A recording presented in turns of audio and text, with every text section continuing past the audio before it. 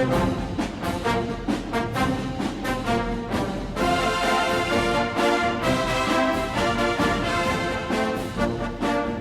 are listening to the Lance J Radio Show on Advent Sports Network. We are back with the Lance J Radio Show. I'm here with Coach Eric Cantrell of Time Forward's Academy, coach of the men's basketball team. Coach Cantrell was gracious enough to come in and take some snack from me over my Ohio State Buckeyes, beating up on Michigan. We're looking for a very strong rivalry moving forward. I wanted to ask. Let me throw one thing in there. You got it. One thing I can throw in there. This might be what separates us from you guys just a little bit. See, I got another school I can jump on the bandwagon with if I need to. No, you can't do that. We can't do that. You can't get any credit for Sparty because you and Sparty arrived. I will say, it is on my show, I'll even put this in a promo because I'm objective. Michigan State owns us because they smacked us around 2 years ago in the Big Ten final, and we beat Michigan State last year, but they barely beat Michigan State. Michigan State should have won that game last year, and Coach D'Antonio worked for Tressel. He was the defensive coordinator under Jim Tressel, actually won a national title at Ohio State. And Michigan State's kind of our daddy. Like, they're the one team, they hate us just as much as we hate you, and they come out in that game, they're physically dominant over Ohio State. I mean, you see the line play. When their running backs hit the line, they push the pile. When our running backs hit their line, they push our running backs backwards. So I have much respect for Michigan State. They always seem to slip up and lose one game that prevents them from running the table, but they're a serious team. Like they're the real deal. The funny thing is, one of the funny things is growing up in Michigan, though, you know, Michigan is really the football school, and Michigan State was always the basketball school. Basketball school, yeah. Right. Michigan basketball really had 3 good years. The 1 year they won the national championship, and the 2 years with the Fab Five.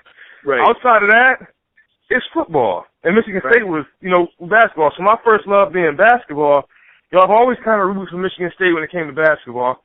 But I love Michigan. Like, that's the school I grew up next to. Football is dominant, you know what I mean? The colors, everything that goes along with it. And so now to see them, they kind of been like like your parents have 2 kids, right? Right. And now they're 17 and they're 19. All of a sudden, here comes a baby. And then he grows up. That's kind of like Michigan State was to Ohio State and Michigan. We're grown, and then all of a sudden, here's another baby that came along that's 15 years younger than us. Yeah. They became bigger than us. They are. And they start pushing us around. We kind of owed a little bit, and, they got the dominance. So I just wanted to give a shout-out to Sparty.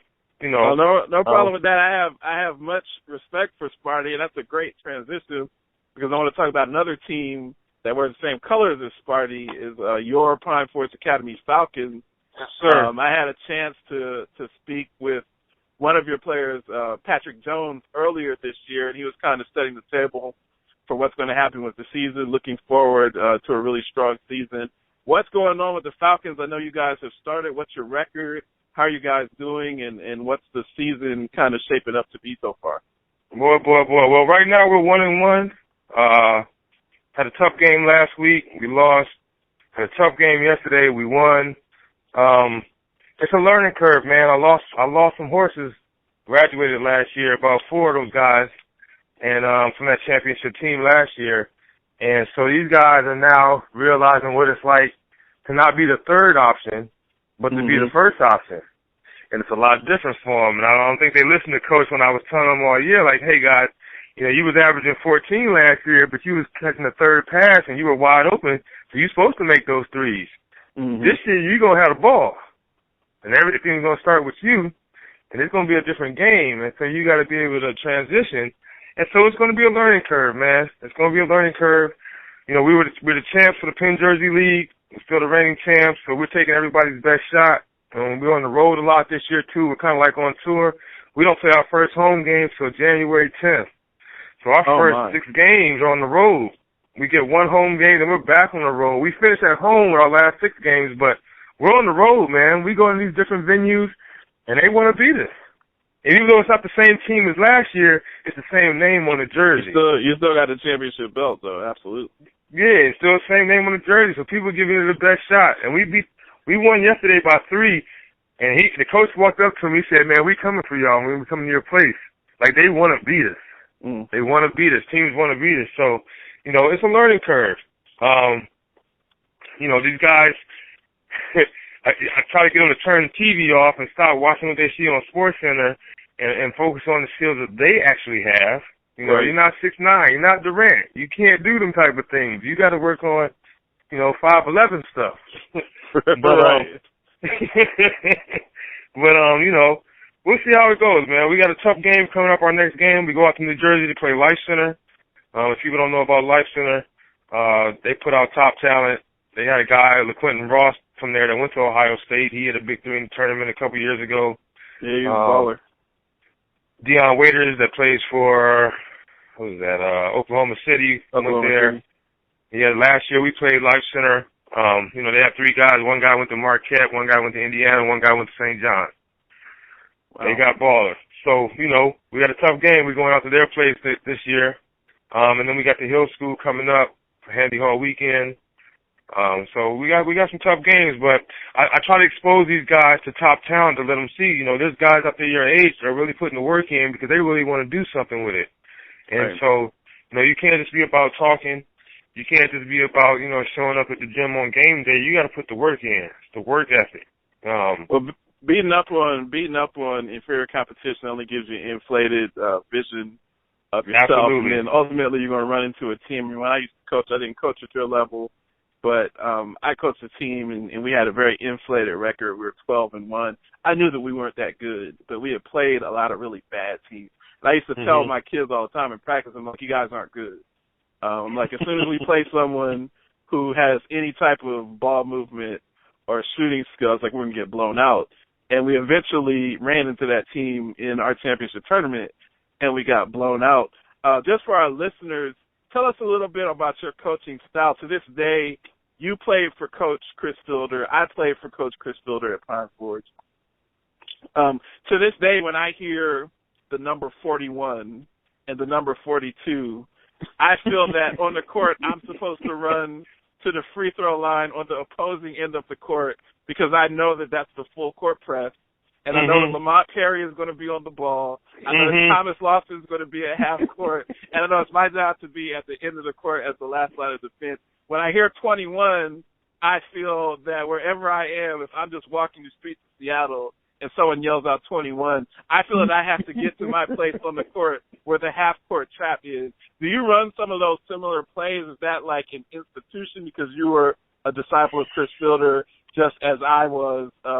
Do you coach an up-tempo type of 40 minutes of hell style, or are you more into some of the East Coast? I see a lot of East Coast teams use like a matchup zone. What type of plays do you run on both offensive and defensive sets?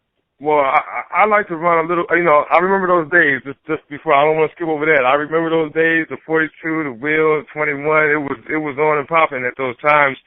But, I've had to adjust a little bit to the skill level that I have. Okay. So we do try to give them 40 minutes of hell. We do try to cause havoc.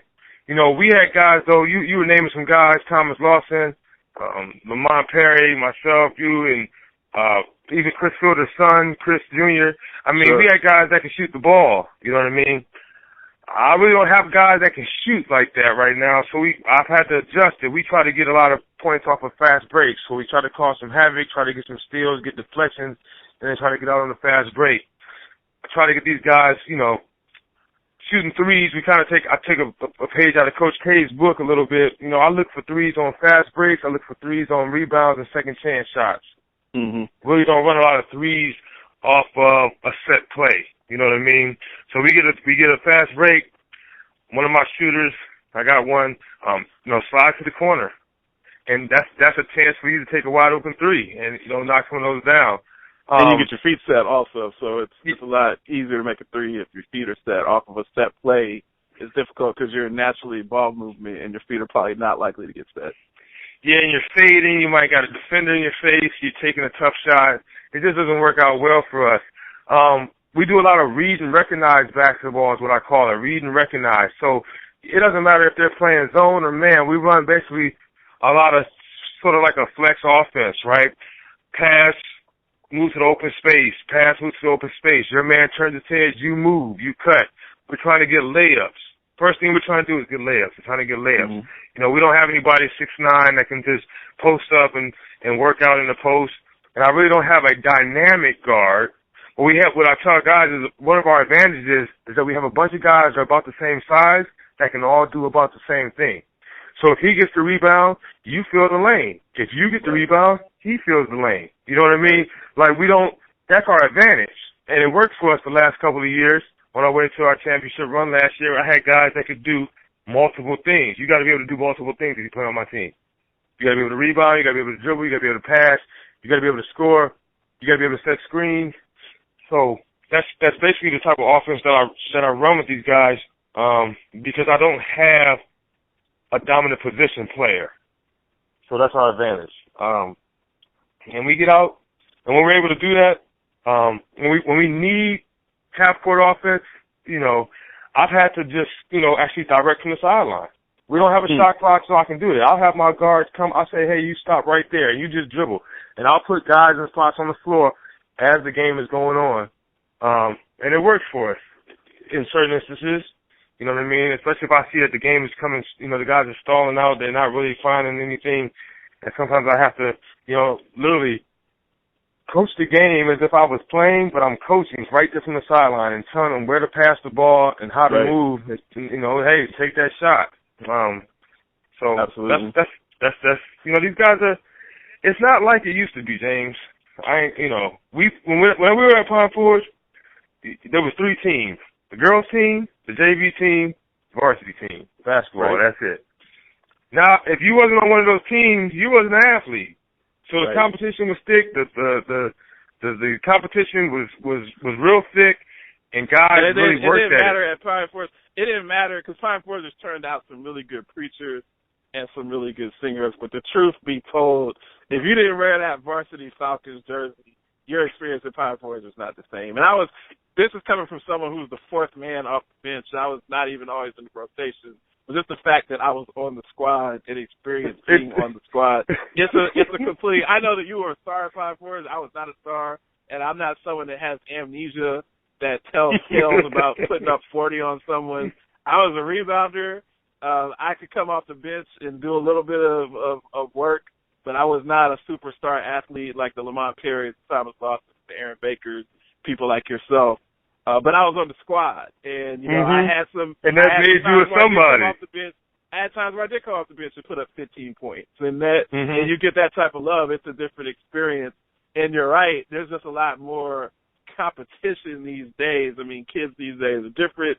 You got social media. I know you guys have a track team, and you have a baseball team, and you have other stuff going on at Pine Forge that you didn't have. Yeah, so if you aren't good in basketball now, if you're not good in basketball now, you just try for soccer. You know what I mean? Like, you got other options.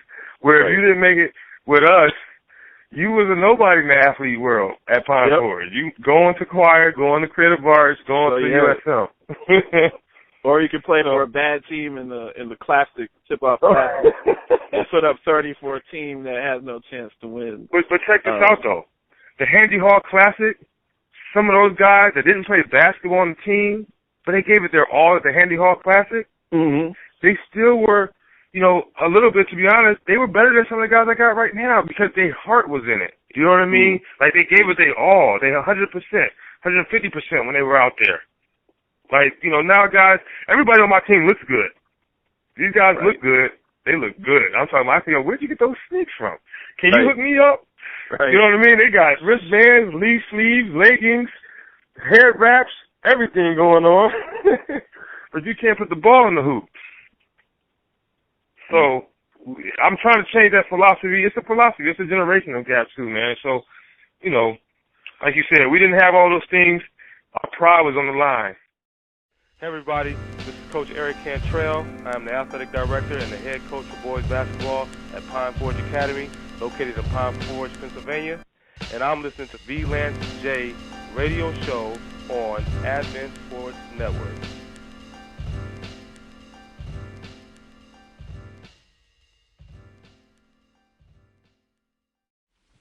Who is it you think you see? Do you know how much I make a year? I mean, even if I told you, you wouldn't believe it. Do you know what would happen if I suddenly decided to stop going into work? A business big enough that it could be listed on the NASDAQ goes belly up. Disappears. It ceases to exist without me. No, you clearly don't know who you're talking to, so let me clue you in. I am not in danger, Skylar. I am the danger. You are listening to the Lance J Radio Show on Advent Sports Network.